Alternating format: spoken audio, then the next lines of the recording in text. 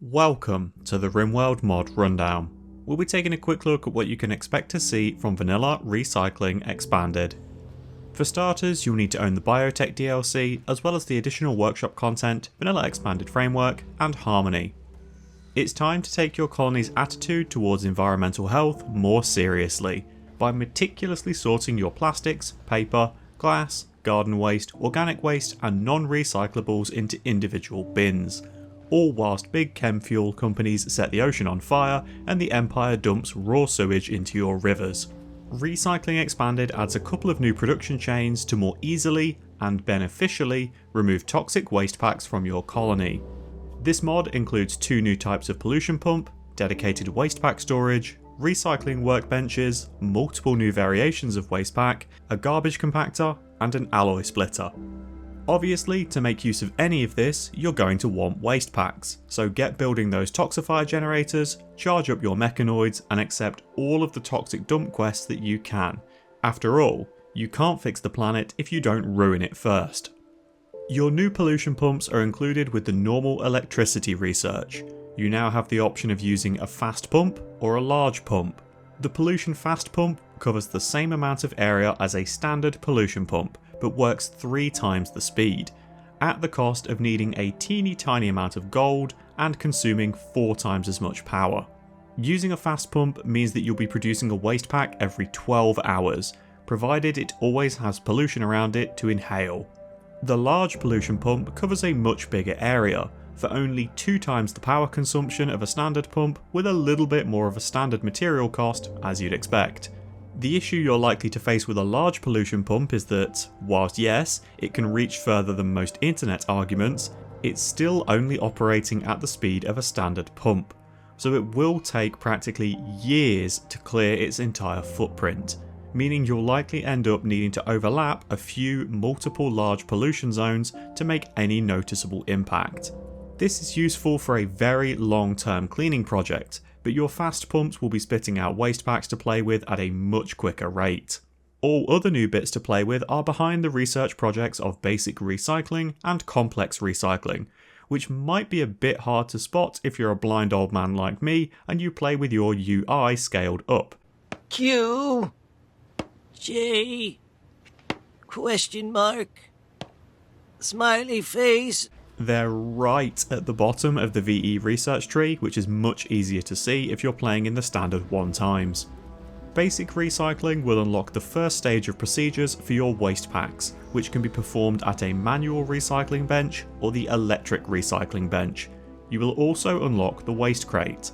This is dedicated storage for everything trashy, Miley Cyrus sold separately. Whilst waste packs stored inside still warn that they will dissolve in 8 days, there is actually no risk of that happening. These storages work outside as well as inside without any issues and don't need to be kept refrigerated, allowing you to store packs in more easily accessible locations without fear of them exploding into pollution or toxic gases. The difference between your manual and electric bench is about what you'd expect. The manual bench only requires steel to make and suffers a 50% work speed penalty, whereas the electric bench will also need some components, but boost the productivity to a full 100%. It isn't exactly an energy efficient bench, needing 250 watts to run, but if you're going to be recycling, chances are you're also saturating the map with toxifier generators, so I can't imagine that power is going to be an issue for your colony.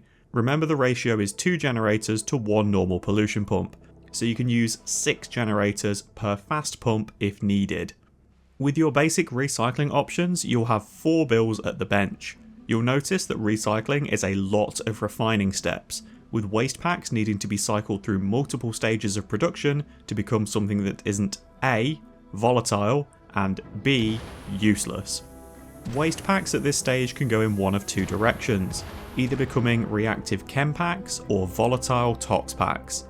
Much like normal waste packs, you'll want to keep these stored safely, as they'll deteriorate over time if left unroofed, unfrozen, or outside of a waste crate, so you might be starting to see how many crates you're going to need inside your recycling room unless you're using a mod like OgreStack. Let's start with reactive chem packs.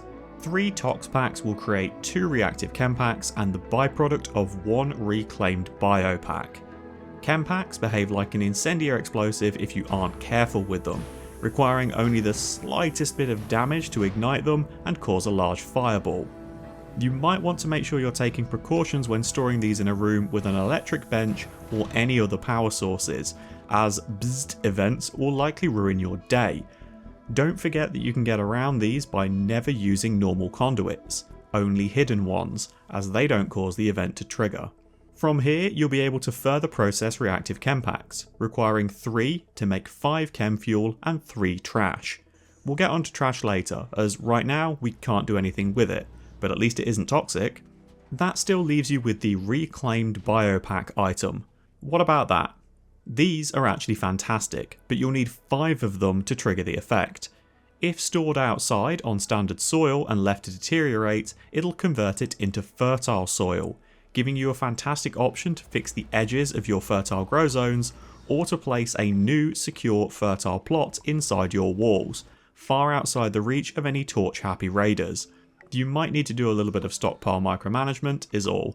Next up, you've got the option of turning your waste packs into volatile tox packs, because what you really wanted was the downsides to be even harsher. 3 waste packs will make 2 tox packs and 2 trash.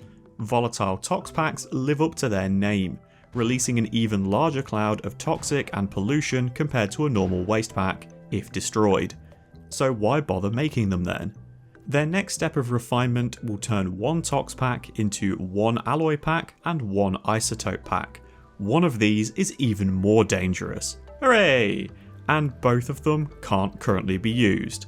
You'll want to keep most of your colonists away from isotope packs, especially if they're stored outside of crates.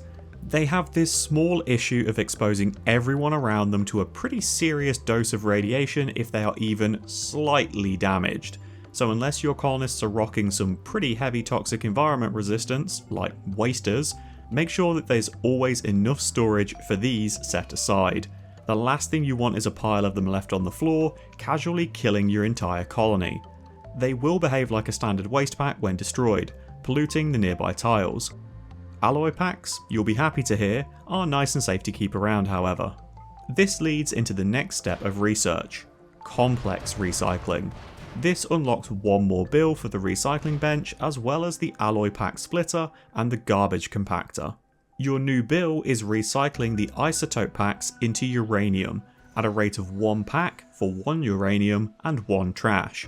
So whilst the output isn't exactly fantastic, it does allow you to finally remove the dangerous material from your base.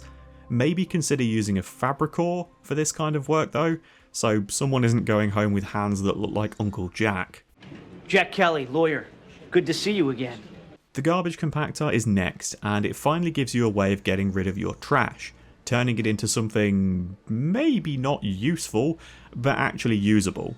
Storing up to 10 trash inside itself and producing 5 trash bricks per bag every 3 hours, this automated crusher will constantly fart out toxic gases whilst it works, so you want to make sure foot traffic nearby is at an absolute minimum, unless it's either a mechanoid or immune to the effect of tox gas.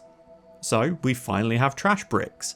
Now you can build trash walls, trash floors, trash sculptures, and the beauty will be, understandably, god awful.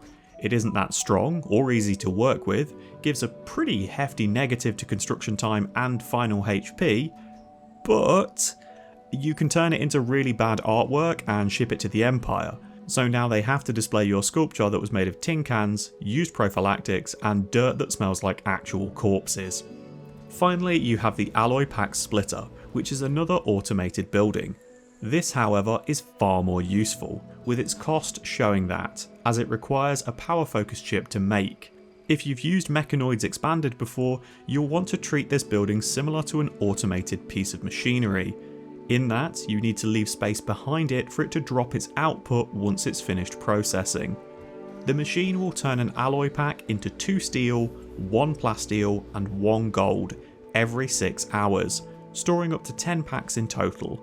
This means that if you're turning your waste packs into volatile tox packs, they have the potential to eventually become 4 of your core materials, with only a relatively small amount of actual trash produced in the process. This is far more beneficial than using a waste pack atomizer and simply throwing away any potential gains. And that is it, your way to make value from literal garbage. The next time someone asks if they can throw 300 waste packs at your base, just think of all that potential plasteel that it could be, with only 3 processes needed and a lot of man hours. Thanks for watching folks. If you have mods you'd like to see a full breakdown for, or suggestions of mods you'd like to see covered, feel free to leave them in the comments, I might get around to them. I'll be back again soon with another Rimworld mod rundown. Wherever you are in the world, enjoy the rest of your morning, afternoon or evening. Take care.